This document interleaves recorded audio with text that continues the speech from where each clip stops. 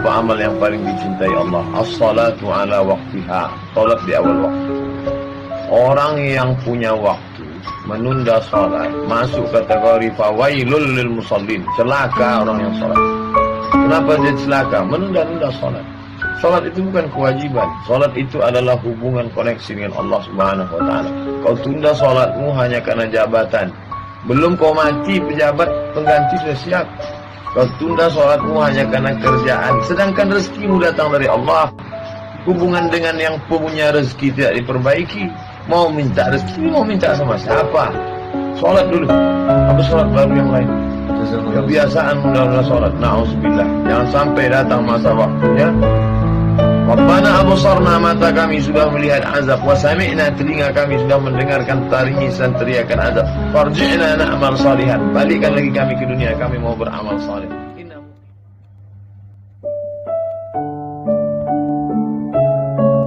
Nikmat ini baru terasa kalau dia tak ada.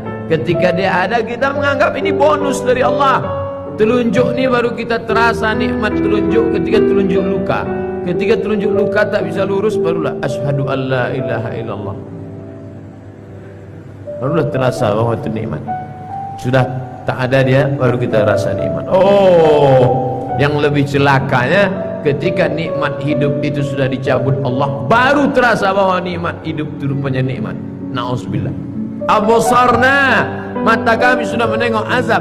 Wa sami'na, telinga kami sudah mendengar azab. Farji'na, balikkan lagi kami ke dunia ya Allah. Na'mal salihan, kami mau beramal saleh. Tak bisa. Apa lagi? Penyesalan tak bermakna.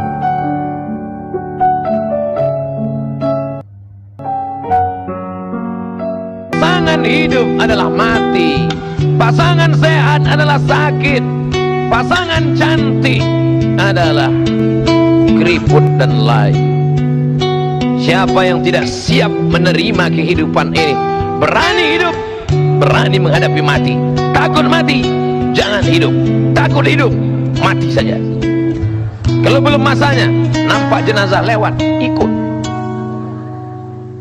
Ujian bukanlah karena Allah ingin melihat kualitas iman kita, karena Allah Maha tahu apa yang terjadi, apa yang akan terjadi, apa yang sudah terjadi. Ya'lamu ma baina aydihim wa ma khalfahum wa la yuhituna bi syai'in min 'ilmihi illa bima syaa'. Apa yang terbetik di hati, apa yang terlintas dalam pikiran, Allah tahu. Lalu mengapa Allah menguji? Allah ingin memberitahu, bukan Allah ingin mencari tahu, tapi Allah ingin beritahu kepada yang tidak tahu bahwa engkau belum layak masuk ke dalam surgaku, karena engkau belum lagi lulus sebagai orang yang berhasil melewati ujian-ujian. Diuji dengan sakit, lulus. Diuji dengan kehilangan, lulus. Diuji dengan kematian, tidak bergeming imannya. Diuji dengan berbagai macam musibah, mulutnya tetap berkata inna lillah. Andai kau beri kami tenggat waktu ya Allah, laula akhartani, kalau kau beri aku waktu, ila ajalin qarib, aku tak minta hidup 1000 tahun. Ila ajalin qarib, sebentar saja kau hidupkan aku ya Allah. Memangnya kalau ku tambah hidupku kau mau apa? Fa asaddaqa, aku mau bersedekah. Wa akum minas salihin, aku ingin jadi orang saleh. Tapi hari itu tidak berguna. Kenapa? Karena dunia sudah berakhir. Idza sama'un fatarat, langit terbelah. Wa idzal kawakibun tas'arat, planet bertabrakan. Wa idzal biharu fujirat, air sungai Siak, air laut akan naik ke darat, hancur, tsunami dahsyat berakhir. Wa idzal quburu bu'thirat, semua yang dikubur bangkit. Disitulah orang baru sadar. Yang 9 bulan 10 hari mengandung siapa? Yang menyusukan 2 tahun siapa? Hari ini saat dia tidak bisa mendengar, membelikan alat dengarnya pun kau berhitung. Padahal kalau kau gendong dia dari Bandung sampai ke Makkah, kau bawa lagi pulang, belum tentu dapat menembus 1 tetes darahnya saat melahirkan engkau. Berapa jahitan robek dagingnya gara-gara melahirkan engkau. Bawa orang tuamu, senangkan dia, bahagiakan dia. Dosa terbesar di antara yang besar, pertama syirik, yang kedua uququl walidain. Kalau ada uang berikan, sehingga kau tidak perlu berteriak. Jangan sampai berteriak. Jangan sampai orang tuamu membawa HP ke servis HP. Nah, HP bapak ibu rusak ya.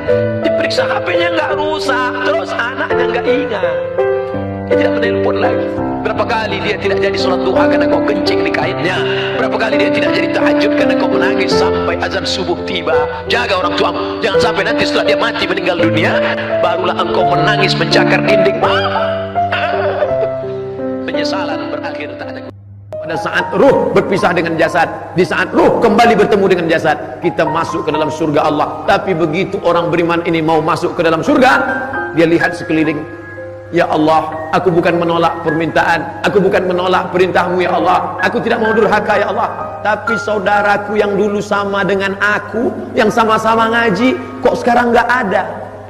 Orang beriman tetap ingat saudaranya walaupun di pintu surga. Orang beriman sampai di pintu surga, dia masih tetap ingat. Ya Allah, temanku dulu yang sama-sama puasa dengan aku, yang sama-sama sholat dengan aku, kenapa dia tidak ada sekarang? Ternyata dia di dalam neraka. Saat itulah orang beriman memberikan syafaat kepada saudaranya. Allah perintahkan, engkau mau masuk ke dalam surga bersama saudaramu?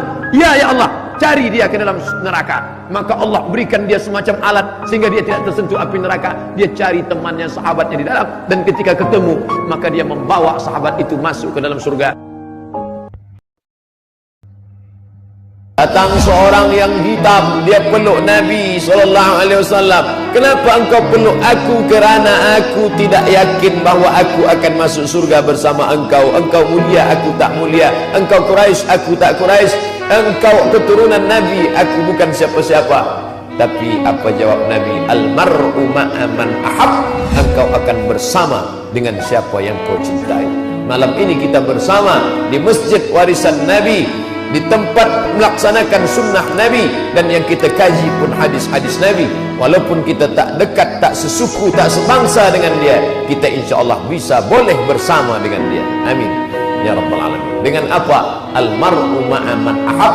Orang akan bersama dengan cintanya kepada Nabi Muhammad sallallahu alaihi wasallam.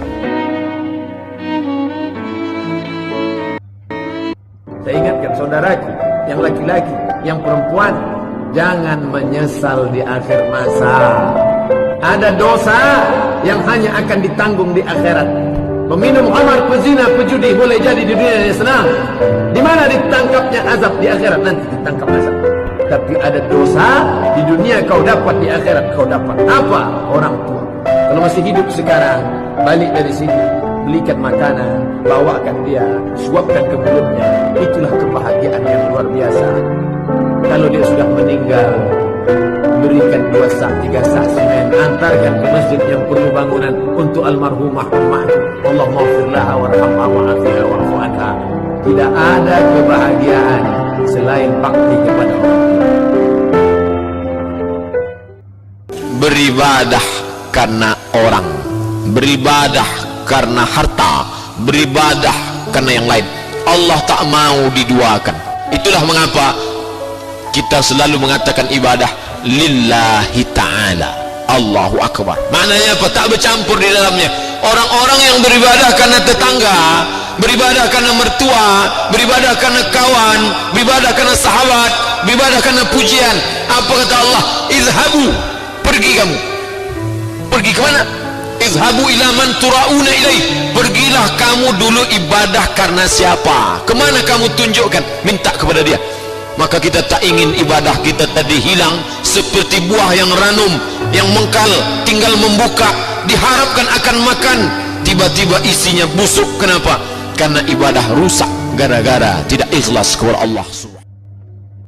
Sekarang manusia zaman ini menetapkan standar paling baik adalah kalau dilakukan orang banyak, baik.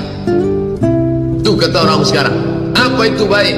Asal dibuat orang banyak, baik. Kalau dilakukan tokoh masyarakat panutan, baik, walaupun salah. Asal yang membuat itu pejabat, asal yang membuat itu orang kaya, asal yang melakukan itu orang berkuasa, apapun yang dia lakukan benar walaupun salah. Itulah yang dibantah oleh Islam. Itu Jangan lagi kamu mengatakan baik karena dilakukan orang banyak.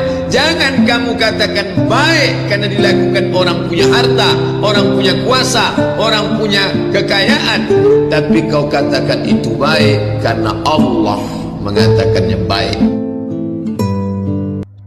Takut terjerumus dalam riba, takut terjerumus dalam syubhat, takut makan haram, sehingga dia biarkan dirinya dalam kesusahan, susah dalam pandangan manusia, melarat dalam pandangan orang kaya, tapi hidup mulia dalam pandangan Allah, para malaikat, nabi dan rasul.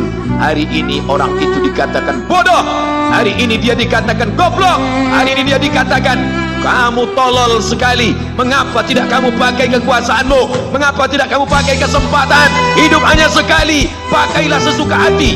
Tapi dia takut kepada Allah subhanahu wa ta'ala. Pagi dan petang dia katakan, Allahumma ajirna minan nar, Allahumma ajirna minan nar, Allahumma ajirna minan nar. Selamatkan kami, aku, istriku, anakku, keluargaku dari api neraka ya Allah. Betapa kehidupan yang singkat, tapi di tengah hidup yang singkat ini banyak yang tidak sadar. Salat jangan pernah tinggal. Jangan pernah tinggalkan salat. Sekali kau tinggalkan salat, roboh tiang. As-salatu imaduddin. Salat tiang agama. Kenapa masjid yang kokoh ini bisa tegak berdiri dengan kubah yang cantik, lampu yang berwarna-warni, Masya Allah. Tiang 1, 2, 3, 4, 5, 6, 7, 8. Tiang-tiang besar. Andai tiang ini tumbang, inilah salat. Maka jangan sampai tinggalkan salat. Kalian yang gadis-gadis, carilah suami yang rajin salat berjamaah. Di mana orangnya? Tidak terlalu jauh dari sini. Anak-anak muda, kalian kok belum ke masjid? Kenapa belum hijrah? Kenapa belum buat komunitas? Kenapa belum pindah dari yang tidak benar kepada yang benar? Kenapa belum pindah dari yang batil kepada yang betul? Malu Pak Ustaz, masih muda kok ngaji.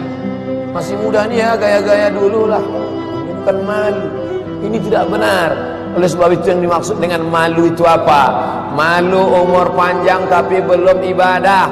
Malu lama hidup tapi nggak pernah ngajak orang buat baik. Malu dekat masjid tapi nggak pernah ke masjid. Malu sudah tua tapi nggak bisa baca Quran. Malu punya anak banyak tapi nggak ada yang soleh dan solihah. Malu sudah banyak harta tapi tidak dipakai menolong Allah. Ada perasaan malu. Nah, inilah malu yang benar. Itu bukan di dalam hati. Adalah dai, ajak sahabat-sahabatmu. Kamu pimpinan di perusahaan, selamatkan karyawan-karyawan. Ini menolong di jalan Allah. Orang paling rugi adalah pernah hidup di atas dunia tapi tak pernah berbuat kebaikan, mengajak orang lain. Yang penting saya sudah sholat, yang penting saya sudah zikir. Masalah orang lain gak sholat, bukan urusan saya. Bukan orang Islam. Karena orang Islam dia tidak egois, dia ingin ajak saudaranya. Orang Islam itu bukan di dunia, sampai di akhirat ketika disuruh masuk surga, udkhulu, masuklah kalian ke dalam surga. Apa kata dia? Ya Allah, aku tidak ingin masuk surga sendirian. Kawanku yang dulu sama-sama satu pengajian, sama satu masjid, mana dia ya Allah? Ternyata setelah dicari-cari, dia akan masuk surga, tapi kloter terakhir. Di mana dia sekarang? Transit. Izinkan aku mencarinya ya Allah. Maka Allah berikan izin, cari dia. Maka ketika itu Allah berikan dia kebal, tidak terkena api neraka. Cari saudaramu yang ada di dalam surga, dalam neraka, tarik dia. Itulah syafaat orang-orang soleh. Menghadapi orang tua 3 rumusnya. Diam. Meninggal dia nanti tak akan menetes air mata. Meninggal dia nanti tak akan menetes air mata. Cukup turut udah mak. Mati engkau mak, tak akan menangis aku. Cukup turut sudah. Tapi kalau dilawan dia sekarang, begitu dia meninggal, itu yang mencakar dinding Allah.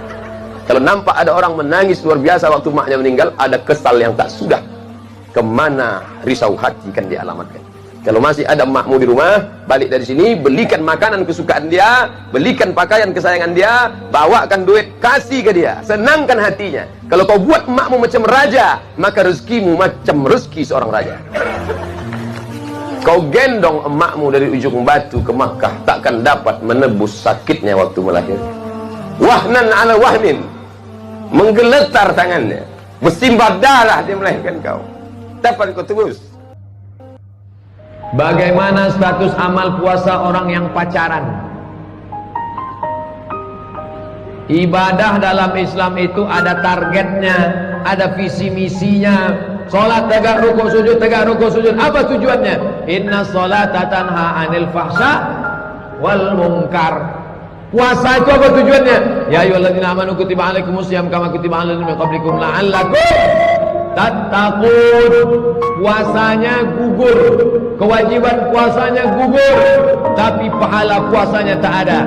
Man lam yada' qaulaz zur, siapa yang tak meninggalkan cakap yang tak baik, wal amala bihi, amal yang tak baik, falaisa lillahi hajatun fi ayyada'a ta'amahu wa syarabahu. Dia tinggalkan makan, dia tinggalkan minum, tapi tetap dia pacaran. Kalian yang pacaran, berhentilah. 13 hari lagi puasa, masih juga pacaran, berhenti, stop. Buanglah mantan pada tempatnya. Ujian yang pertama, khauf, takut. Yang kaya takut miskin, yang senang takut susah. Apakah takut itu bisa membuat orang menjadi kafir? Ya, saking takutnya miskin menghalalkan segala cara. Apa yang membuat orang melakukan perbuatan haram? Takut. Artis ingin eksis di panggung hiburan, maka dia buka yang tidak semestinya dilihat oleh bukan mahramnya. Apa yang membuat orang takut? Takut. Walanabluwannakum bisyai'im minal khauf, kami uji kalian dengan rasa takut. Wal ju', lapar. Lapar di mana letak lapar? Perut. Berapa panjang perut? Sejengkal. Gara-gara perut yang sejengkal orang menghalalkan segala cara. Sejengkal perut, sejengkal di atas pusar, sejengkal di bawah pusar. Nafsu perut, nafsu syahwat. Kedua-dua nafsu ini membuat orang menjadi menghalalkan segala cara haram. Ingat yang tiga. Pertama, bahwa tidak ada satupun manusia yang selamat dari lidah manusia. Kalau kau diejek caci maki, sabar. Tidak ada satupun di dunia ini yang selamat dari omongan orang. Kalau ada yang menyangka dia selamat, berarti dia gila. Masa aku gila? Dua, laqad khalaqnal insana fi kabad. Hidup ini susah. La rahata fil hayah. Selama kau jalani hidup, maka hidup ini tidak akan ada tenang. Suami baik, istri gak baik. Istri baik, suami Fir'aun. Suami baik, istri baik, anak geng motor. Suami baik, istri baik, anak baik, mantu tukang santet.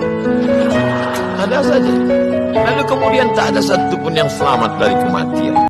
Bahkan lebih parah lagi, sampai dia berkata, aku tidak pernah sholat, aku tidak pernah puasa, aku tidak pernah berzakat. Kenapa rezekiku lancar? Kenapa anakku sehat? Kenapa aku umur panjang dan kekuasaanku hebat? Sombong. Yukhadi'un Allah. Mereka merasa sudah menipu Allah, wa huwa khadi'uhum. Padahal Allah sedang memainkan mereka dalam tipu daya bernama istidraj. Sanastadrijuhum min haitsu la ya'lamun. Kami ulur mereka dengan istidraj. Wa umli lahum. Aku ulur umur panjang, aku beri kekuasaan yang tinggi, aku beri harta yang banyak, aku berikan anak istri hidup yang tenang, tapi sebenarnya itu adalah laknat bersampul rahmat.